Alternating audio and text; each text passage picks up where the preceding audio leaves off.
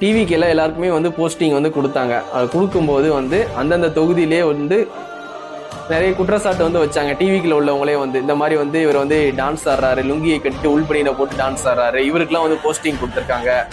சில பேர்லாம் வந்து பாடி ஷேமிங் பேசுறாரு, கேஸ்ட் பாக்குறாரு, இவருக்குலாம் வந்து போஸ்டிங் கொடுத்துருக்கீங்க. எதிர்கட்சிக்காரங்க யாருமே கேட்கலாம், நம்ம கட்சியில உள்ளவங்களே வந்து கேட்கறாங்க.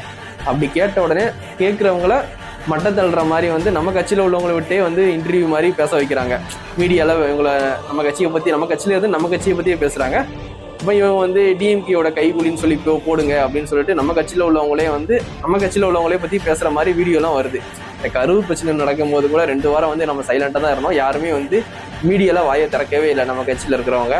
அப்போ சைலண்டா இருந்துட்டு இப்போ ஒரு பிரச்சனைன்னு வரும்போது நம்ம கட்சியில வந்து கேள்வி கேட்கும் போது எல்லாருமே மீடியால வந்து பேட்டி கொடுக்க ஆரம்பிச்சிட்டாங்க. நம்ம கட்சியில உள்ளவங்களே சரியில்லை அப்படின்ட்டு.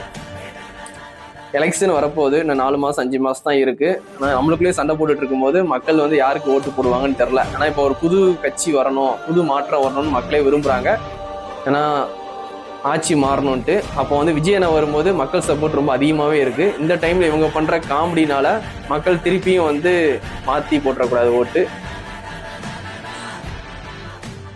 அதான் விஜயனை வந்து மாநாட்டிலே சொல்லியிருப்பாங்க, எல்லா தொகுதியிலையும் நானும் நினச்சி ஓட்டு போடுங்க அப்படின்ட்டு. ஏன்னா வந்து கேண்டிடேட் பார்த்துலாம் யாரும் ஓட்டு போட மாட்டாங்க. கேண்டிடேட்டை பார்த்து நினச்சி ஓட்டு போட்டாங்கன்னா நமக்கு ஓட்டு விழாதுன்னு அண்ணனுக்கும் நல்லா தெரியும். அதனால வந்து எல்லா ஊர்லேயும் நான் தான் நிற்கிறேன்னு நினச்சி ஓட்டு போடுங்கன்னு சொல்லி அண்ணன் வந்து சொல்லியிருக்காங்க. கண்டிப்பாக ஓட்டு போடும்போது பார்த்து போடுங்க.